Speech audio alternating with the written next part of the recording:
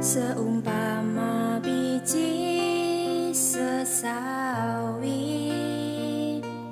yang ditanam. Shalom, saudara kasih Tuhan, selamat pagi. Kita berjumpa dalam renungan pagi hari ini. Tetap kita membahas bahwa membelah lautan kesukaran. Kemarin kita sudah membahas bahwa perkataan kita harus menjadi perkataan yang bisa membelah kesukaran di dalam hidup ini. Dan hari ini kita akan melihat bagian yang lain di dalam Keluaran 14 ayat yang ke-13. Dikatakan, tetapi berkatalah Musa kepada bangsa itu, jangan takut, berdirilah tetap dan lihatlah keselamatan dari Tuhan yang akan diberikannya hari ini kepadamu. Sebab orang Mesir yang kamu lihat hari ini tidak akan kamu lihat lagi untuk selama-lamanya.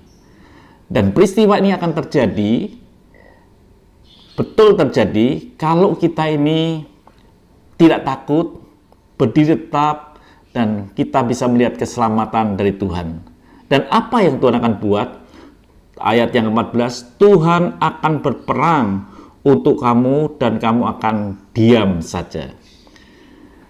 Ini akan terjadi dalam hidup saudara dan saya, di tengah-tengah terjepit ini, di tengah-tengah kesukaran ini, bahkan kesukaran akan terbelah kalau kita ini tidak takut.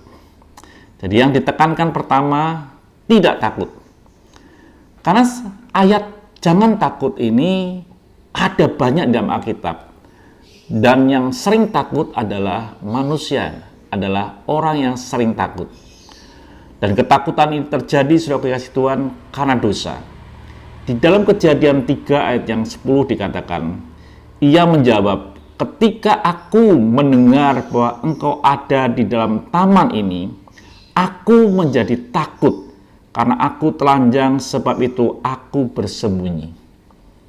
Jadi manusia diciptakan sebelumnya tidak ada rasa takut. Tetapi karena manusia jatuh dalam dosa, manusia timbul rasa takut di dalam hidupnya. Jadi setiap kita, untuk kita bisa melihat mujizat Tuhan, harus kita tidak boleh dengan rasa hati yang takut. Tapi kita mesti harus ada kasih kepada Tuhan. Dikatakan dalam 1 Yohanes 4 ayat yang ke-18, di dalam kasih tidak ada ketakutan. Kasih yang sempurna melenyapkan ketakutan, sebab ketakutan mengandung hukuman, dan barang siapa takut, ia tidak sempurna di dalam kasih. Jadi dalam hidup ini, kalau kita ingin melihat akan mukjizat Tuhan, kita tidak boleh ada rasa takut. Ketakutan menyebabkan kita ini tidak mampu melihat mukjizat yang Tuhan akan kerjakan. Sehingga Tuhan berkata kepada Musa untuk disampaikan kepada bangsa Israel, jangan takut.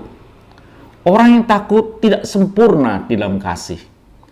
Tuhan katakan seperti itu.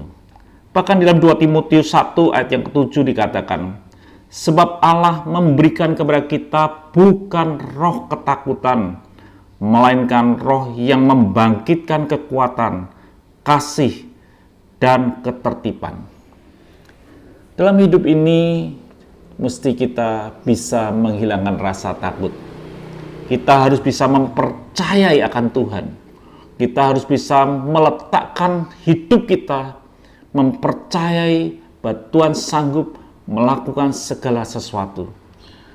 Dan ketakutan itu harus betul-betul hilang.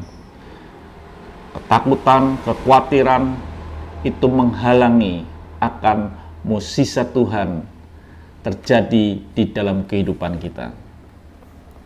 Orang yang takut, pasti orang itu tidak akan bisa mempercayai Tuhan dengan sungguh-sungguh. Jadi saudara kasih Tuhan, untuk kita boleh melihat Tuhan berperang ganti kita. Kita hanya berdiam saja, itu harus tidak ada rasa takut. Saya harap saudara kasih Tuhan, apapun yang terjadi pada hari ini, jangan ada rasa takut. Karena Tuhan ada di pihak kita. Siapa lawan kita.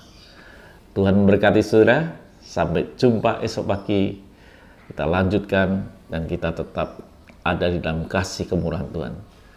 Tetap semangat. Tuhan memberkati.